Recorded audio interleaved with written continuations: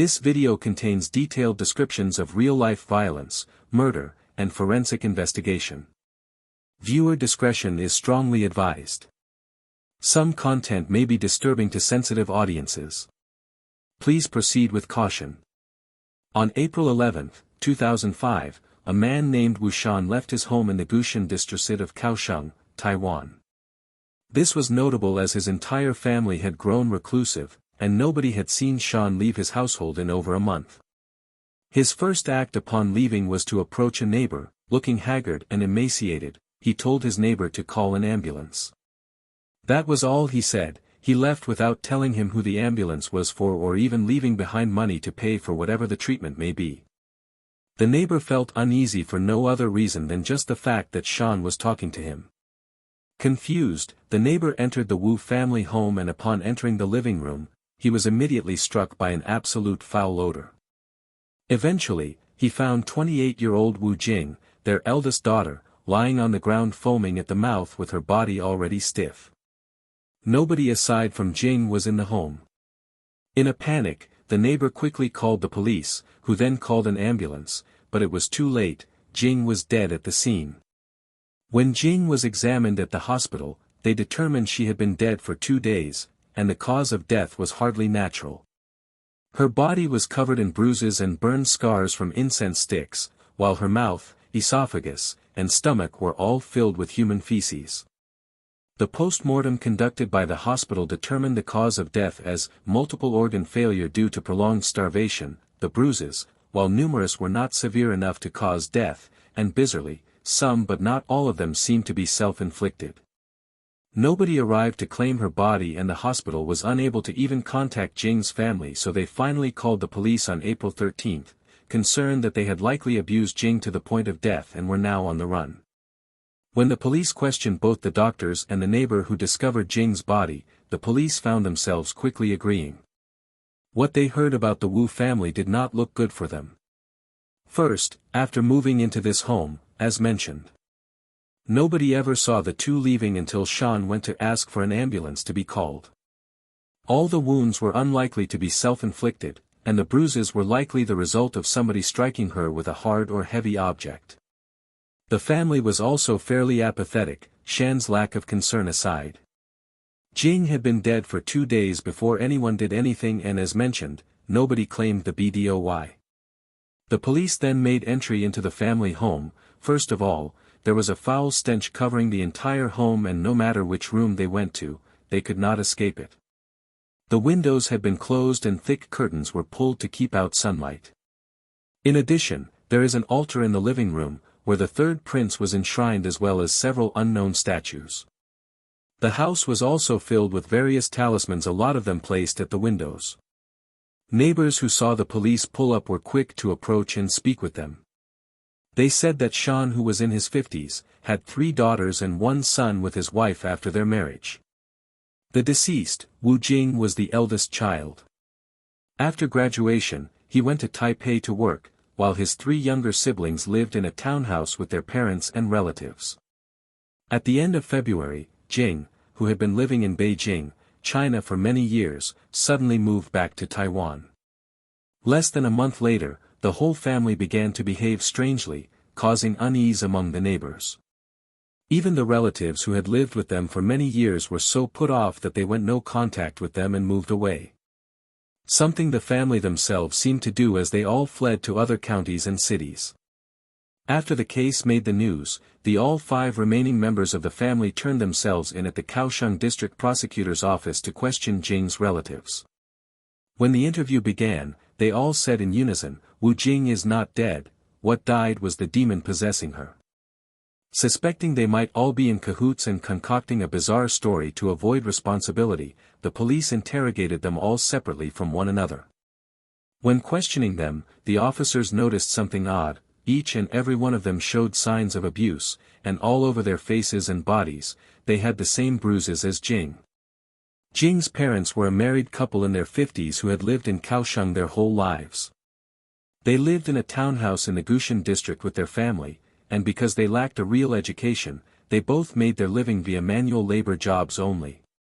Unlike their parents, their 4 children, consisting of 3 daughters, including Jing, and one son, all received higher education and well-paying jobs. In fact, Jing had a boyfriend and owned her own bento shop in Taiwan's capital of Taipei.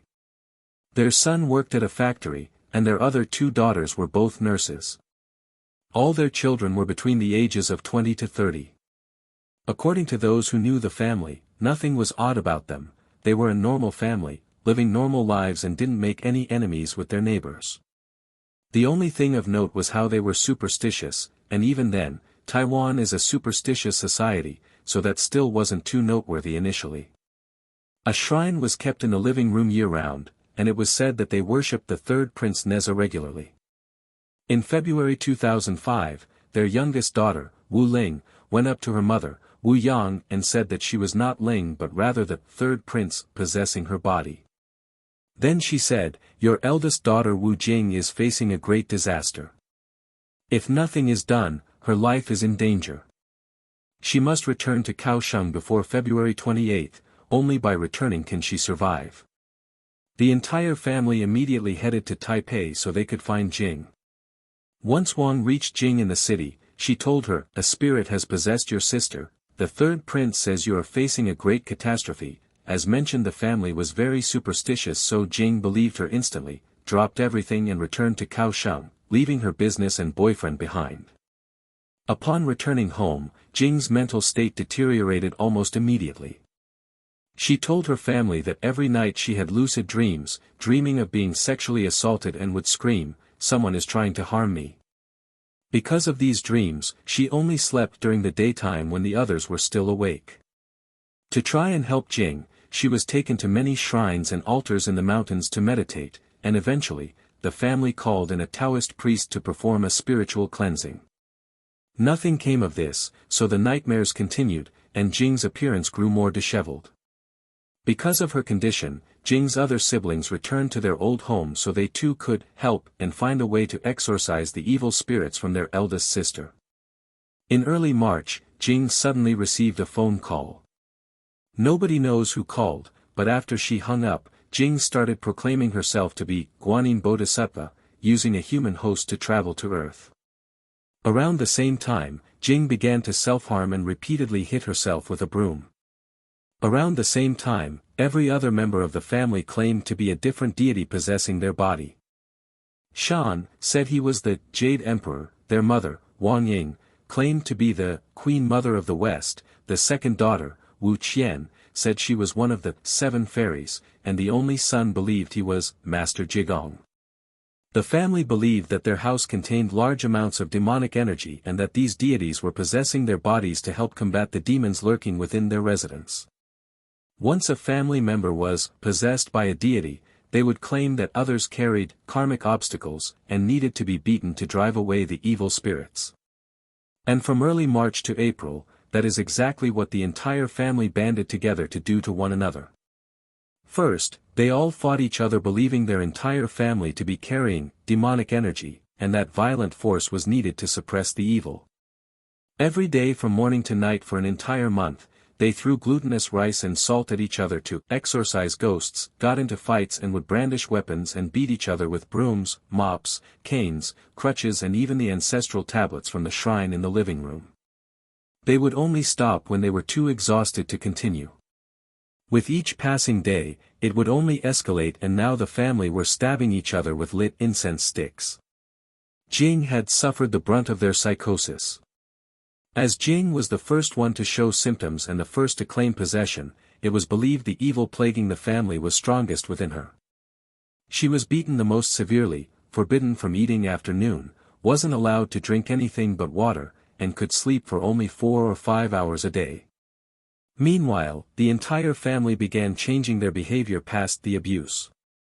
During the entire month they rarely ever left the house, not even to go to work. They only wore black as they believed the color could absorb negative energy.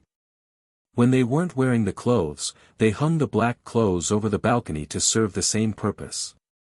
Every single window in the home was covered with talismans, all drawn by the 6 family members to drive away evil spirits.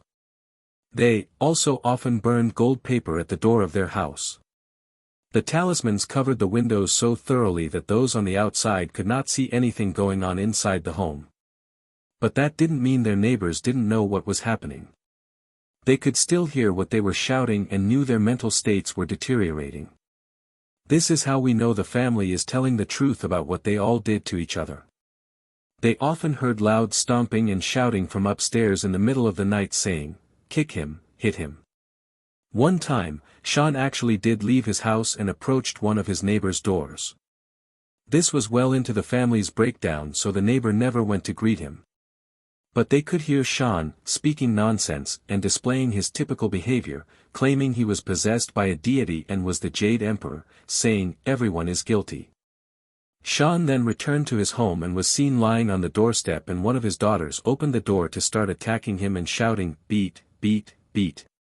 However, they were too scared to call the police or an ambulance because they thought their behavior was too frightening and didn't want to be the latest demon in need of the family's cleansing. It got so mad that many of the neighbors temporarily moved out to live with other relatives just to avoid them. This is also why the neighbor who called the ambulance felt uneasy when Sean approached him. Their eating habits also changed.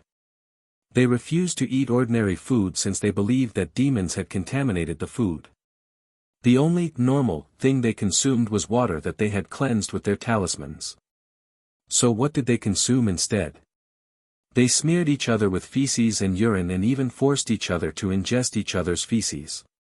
They believed that it would be so filthy that the demons would voluntarily leave their bodies out of disgust. As mentioned, they believed Jing carried the heaviest evil energy, so she consumed the most out of them all. Even their other relatives knew something was odd. On April 4th, Jing and her family went to her aunt's house to exorcise the evil spirits. When passing by a private house in the Nanzi district of Kaohsiung, Jing maliciously spat at the owners. After that called the police arrived and sent the entire family back home. But they didn't intervene any further as they were ignorant as to the things that went on in their house. On April 9th, Jing had barely gotten any sleep, ate any food and still had to endure constant beatings alongside the rest of her family, and it was beginning to take a toll on her body. That night, she suddenly collapsed onto her bed and started foaming from her mouth, her body stiff, her heartbeat weak, and her body temperature almost undetectable. Her two sisters, both nurses, were not currently possessed at that moment, their state of non-possession likely being a state of clarity and lucidity. They rushed to perform CPR, but they failed to resuscitate her. After she died, the family went back to their usual routine as if nothing happened, her body lying where they left it. They didn't send her to the hospital or call an ambulance for 2 days as they still felt she was a demon possessing Jing's body. On April 11th, according to Sean, the entire family had abruptly stopped being possessed at the same time, likely just another moment of clarity amid their mental deterioration. Sean used his brief period of lucidity to approach a neighbor and ask him to call an ambulance, having only then realized his daughter was injured. She had been dead for 2 days, but Sean believed Jing was merely on the brink of death and that paramedics could still revive her. Despite all that they had done to each other, their motives and the fact that neighbors could back this up, a psychiatric evaluation the police arranged determined that neither of them had suffered from any form of mental illness and showed no signs of psychosis at any point before this and just appeared to be a normal family. So with that in mind, the police moved forward with murder charges against the entire family for abandoning a helpless person resulting in the person's death. After they were arrested and taken away, the neighbors started moving back in again and pooled money to invite a Taoist priest to perform an exorcism in their home and chant prayers to comfort the spirit of the deceased. Afraid that the family might be possessed if they returned again. Taiwan is a fairly superstitious country, although this case is still an outlier. On April 12, 2007, the courts made clear that they disagreed and found the entire family not guilty because of shared and sudden mental illness and mass hysteria. The cause of death was also starvation, and the beatings, while brutal, did not play a part in her death, so even if they were sane, they likely would have been convicted of negligent homicide at most. After their acquittal, the family seemed to have lived a much more quiet life with only 2 reports on them after the trial's conclusion. The first was a statement made by Jing's mother, Ying, who said, "Elder sister, Wu Jing, came to me in a dream. She said she was very regretful and very foolish, thinking she could kill the demon, but in reality, she starved herself to death. The very last statement ever made by them was by Shan, covering her face from reporters and saying, "The verdict has been made, we are not guilty, please do not disturb our lives any further." It is unknown if they still hold the beliefs that led to Jing's death. This case is infamous in Taiwan and believed to be a clear-cut case of mass hysteria and a sudden outburst of shared mental illness. All the unsettling aspects of this case inspired the making of a movie called Incantation. It became the highest-grossing horror movie ever made in Taiwan. It also thrust this case back into Taiwan's mainstream consciousness.